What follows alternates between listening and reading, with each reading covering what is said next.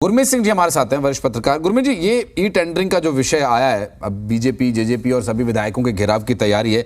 Budget सत्र भी इससे प्रभावित हो सकता है। ये बजट सत्र से पहले अमूमन कोशिश ये होनी चाहिए कि प्रदेश के लोग बजट में क्या चाहते हैं, उससे पहले ये हंगामा मचा रहेगा कि सरपंच क्या चाहते हैं। तो आपको नहीं लगता कि ये विषय थोड़ा भटक जाएगा, सदन में जो बात उठनी चाहिए वो नहीं उठ पाएगी? देखिए, निश्चित ही जब कोई मुद्दा चल रहा है तो वो सदन कोई भी हो तो उसमें तो उठेगा ही, और जब सदन में उठता है तो उसकी चर्चा भी ज्यादा होती है।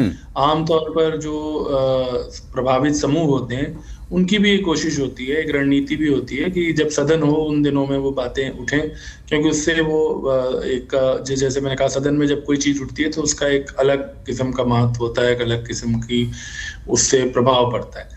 और ये हमने पहले भी चर्चा की थी। देखिए, सरलीकरण हमें नहीं करना चाहिए। हम ये भी अगर सोचें कि जी 6500 अगर सरपंच हैं हरियाणा में, तो उन सब की मंशा ये है कि क्योंकि वो उसमें कुछ लाभ अपना उनका हाथ से निकलता हुआ दिख रहा है, इसलिए वो आंदोलन कर रहे हैं, तो वो भी शायद सबकी नीयत पे शक करना होगा, है ना? इसी तरह से अगर हम ये सोचें कि केवल ई टेंडरिंग की द्वारा ईमानदारी सुनिश्चित की जा सकती है, तो वो बात भी सही नहीं है, क्योंकि बहुत जगहों पर, बहुत बड़ी जगहों पर, हमारे देश में ही नहीं और भी दुनिया की बहुत सारी जगहों पर जो है वो केवल ई टेंडरिंग तो उसका रास्ता नहीं है। ये भी सही है कि ई टेंडरिंग से पारदर्शिता बढ़ सकती है। जहां तक रिकॉर्ड की देखिए, जहां तक रिकॉर्ड रखने की बात है, तो हम तो कई जगह देखते हैं कार्यालयों में जहां कंप्यूटरीकरण हो भी गया है, वहां भी दोनों सिस्टम चल रहे हैं।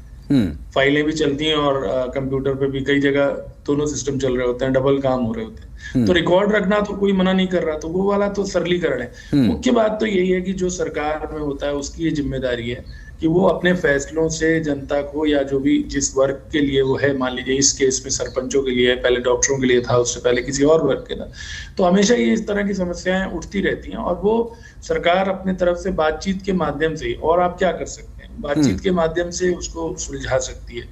अगर हम मंशा पे शक करेंगे या उसमें राजनीति देखेंगे, या हम ये सोचेंगे कि ये इलेक्शन के मद्देनजर, क्योंकि अब तो इलेक्शन भी अगले साल होना है, लोकसभा का भी और विधानसभा का भी, तो उसके मद्देनजर ये चीजें जानबूझ के हो रही हैं, इन चीजों से मुझे लगता है हम कहीं पहुंचते नहीं है। अल्टीमेटली तो यही है कि आप उन्हें समझा सकते हैं, कुछ छूट दे सकते हैं। अभी मैं पढ़ भी रहा था कि शायद कुछ दायरा बढ़ाया है जो उससे बाहर होगा, उतने तक के काम, शायद 5 लाख तक के काम।